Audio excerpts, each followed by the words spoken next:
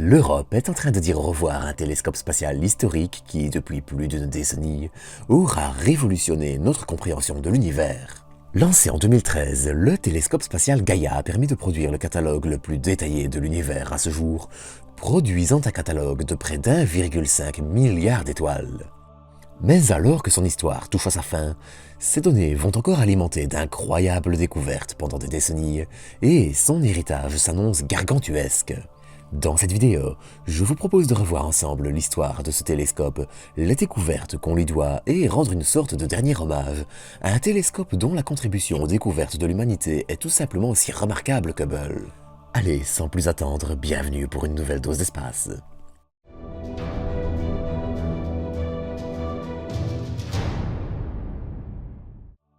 Nous sommes le 19 décembre 2013 à Kourou, en Guyane. C'est la 5e fois depuis 2011 qu'un lanceur russe Soyouz s'arrache du sol français, mais cette fois-ci, les enjeux sont bien plus grands. Après près de 13 années de développement depuis sa sélection en 2000, les 2 tonnes du télescope spatial Gaia démarrent enfin un périple qui doit forger notre compréhension de la Voie lactée, et par ricochet d'un pan entier de l'univers. Mais pour comprendre l'histoire de Gaia, il faut revenir quelques années en arrière, à la fin des années 80. En 1989, le ESA lance en effet ce que l'on pourrait considérer comme l'ancêtre de Gaia, à savoir le télescope spatial Hipparcos. Et le boulot d'Hipparcos, c'est de faire de l'astrométrie. Et l'astrométrie, ça peut sembler complexe, dit comme ça, mais en fait, c'est quelque chose d'assez simple, et aussi d'assez fascinant. L'astrométrie, en gros, c'est une branche de l'astronomie centrée sur la mesure de la distance, du mouvement ou encore de la position des étoiles, galaxies, etc. Et pour mesurer la distance d'étoiles pas trop éloignées, on a un outil intéressant, la parallaxe. Alors encore une fois, ça peut sembler assez complexe, mais c'est à la fois assez simple et important à comprendre. En gros, la Terre tourne autour du Soleil à environ 150 millions de kilomètres de lui. Ça veut dire qu'entre 2 points opposés de l'orbite terrestre, on peut tracer une ligne longue de 300 millions de kilomètres. Et si ça ne représente qu'un 3 millième d'une année-lumière et que la majorité des étoiles sont à plusieurs milliers, eh bien, ça va permettre une chose. Avec des instruments assez précis, on va pouvoir voir entre 2 points opposés de l'orbite, l'étoile observée légèrement bouger par rapport au fond cosmique. Un bon exercice pour visualiser le phénomène peut être de tendre votre bras devant vous avec le pouce levé. Si vous fermez un œil et alternez entre les 2 yeux, vous verrez votre pouce bouger par rapport à ce qu'il y a derrière. Eh bien, la parallaxe des étoiles, c'est exactement ça. Par exemple ici, vous voyez notre voisine, Proxima du Centaure, située à 4 années-lumière, prise depuis la Terre et par la sonde New Horizons à près de 20 fois la distance Terre-Soleil. Alors bien sûr, ici, le mouvement est particulièrement net et marqué, mais en réalité, un instrument peut détecter des variations bien plus subtiles, et ça va dès lors permettre de mesurer avec précision la distance à laquelle se trouve l'étoile que l'on regarde. Ainsi, lors de son lancement en 1989, Hipparcos a pour objectif de mesurer à la fois la distance et le mouvement propre d'un vaste catalogue d'étoiles. Bon, en plus d'en cataloguer d'autres dont la mesure de la distance ne sera pas aussi précise, mais bref. Avant que les résultats du télescope ne soient exploités, le plus gros catalogue d'étoiles mesuré via la parallaxe en comptait 8000. Hipparcos, lui, va pousser ce chiffre à 118 000 et mesurer le mouvement de près de 2,5 millions d'étoiles. Et alors que sa carrière s'arrête en 1997, Hipparcos continuera de livrer des résultats bien plus longtemps, son dernier catalogue étant publié en 2000. Et on lui doit de belles découvertes. Alors qu'il observa la chute de luminosité de certaines étoiles, signe du transit d'une exoplanète devant elle, et que rétrospectivement certaines des premières exoplanètes furent découvertes dans ces données, il permit aussi d'aider à prédire l'impact de la comète Shoemaker-Levy sur Jupiter en 1994, confirmer la théorie d'Einstein sur l'impact de la gravité sur la lumière, mieux estimer l'âge et la taille de l'univers, le passé de la Voie lactée et encore bien d'autres. Mais lorsqu'Hipparcos arriva en fin de mission, eh bien, les besoins étaient encore grands. À la fin de l'année 2000, Gaia est ainsi sélectionné pour prendre la relève d'Hipparcos et viser bien plus grand.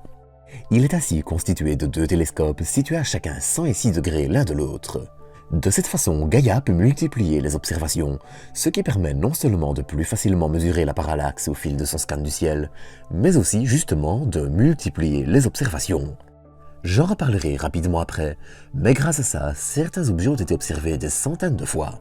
Et justement, la quantité d'objets observés de cette façon par Gaïa est folle. 1,8 milliard d'étoiles sur les 200 à 400 que compte la Voie lactée, plus de 5 millions de galaxies et 6 millions de quasars.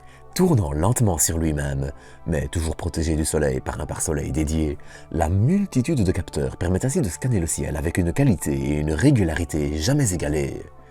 Le télescope permet aussi de voir des objets jusqu'à une magnitude de 20. Alors, en gros, la magnitude est une échelle de mesure de la luminosité des étoiles et des objets du ciel de façon générale, à laquelle est appliquée une échelle logarithmique qui change d'un facteur 2,5 par unité. Par exemple, un objet d'une magnitude 1 sera 2,5 fois plus lumineux qu'un objet de magnitude 2 et 100 fois plus qu'un objet de magnitude 6, qui est justement la limite de l'œil humain. Autant vous dire qu'avec Gaïa, viser une magnitude 20, c'est la possibilité de voir énormément et énormément de choses. Et ça n'a pas manqué. Son premier catalogue, publié en 2016, comprend la magnitude et la position d'1 milliard d'objets, ainsi que les distances et mouvements de 2 millions d'étoiles. Et la dernière version en date, elle, indique la luminosité, la position et la distance de près d'1,8 milliard d'étoiles, alors que les deux futures mises à jour du catalogue arriveront encore en 2026 et 2030. Dans l'absolu, on attend près de 3 milliards d'objets dans la version finale du catalogue. Situé au point de Lagrange L2, une orbite où les forces qui vous éloignent et vous approchent d'un objet se compensent, et qui a l'avantage d'être stable sur le long terme permettant de belles économies de carburant, le télescope a ainsi déjà permis énormément de découvertes. Grâce à Gaïa, par exemple, on comprend mieux la genèse de la Voie lactée, les différentes populations d'étoiles qui la composent et la provenance de ces étoiles. On a ainsi découvert plusieurs fusions remontant au tout début de la formation de la Voie lactée, qu'on estime âgée de 13,6 milliards d'années.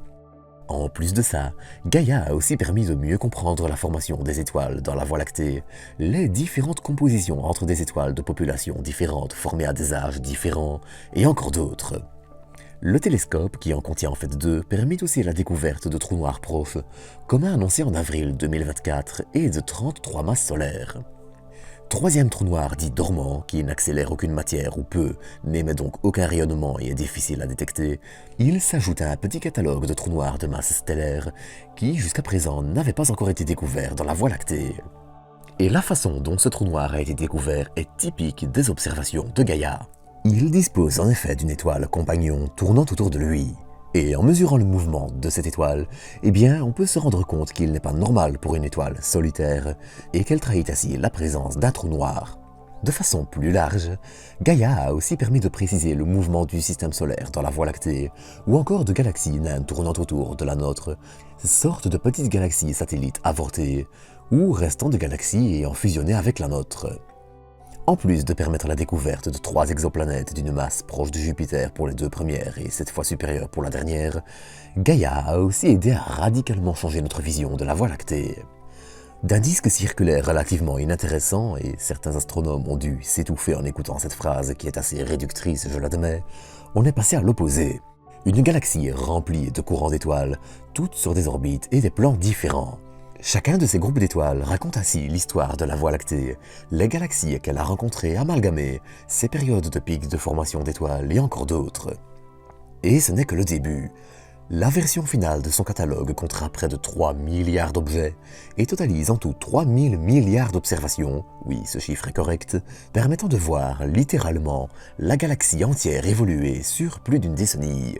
Mais les meilleures choses ont aussi une fin. Entre un impact de météorite en avril 2024 et un problème de capteur en mai 2024, les effets de l'âge commencèrent à se faire sentir sur un télescope dont le carburant se vide aussi inexorablement, au fil des corrections d'orbite par exemple. Ainsi, le 15 janvier, après près de 3827 jours de mission, 15 300 tours sur lui-même, 50 000 heures de communication et 500 terras de données rapatriées, le télescope allait arriver à la fin de sa carrière scientifique. Maintenant, différents tests et calibrations de ces instruments vont avoir lieu, dans le but de calibrer et nettoyer encore mieux les données à l'avenir. Corriger les défauts des capteurs, des instruments, etc. permettra en effet d'améliorer les résultats des données qu'on va exploiter, sachant qu'énormément reste à traiter.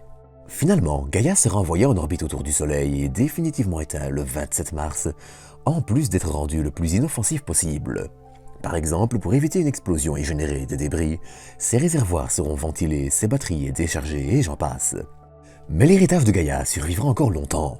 Alors que plus de 13 000 publications scientifiques se sont déjà appuyées sur Gaïa, les futures versions de ces catalogues feront encore exploser ce chiffre.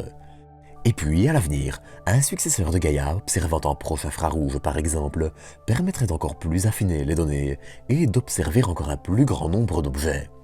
Mais pour le coup, les capteurs actuels sont loin d'être optimaux pour ce projet, et les coûts seraient particulièrement élevés. Si le projet existe bel et bien, il est encore un peu tôt pour le moment pour en cerner les caractéristiques, et il faudra probablement attendre les années 2030 pour que le projet ne soit vraiment mis en route, avec un lancement espérable vers 2045 ou 2050.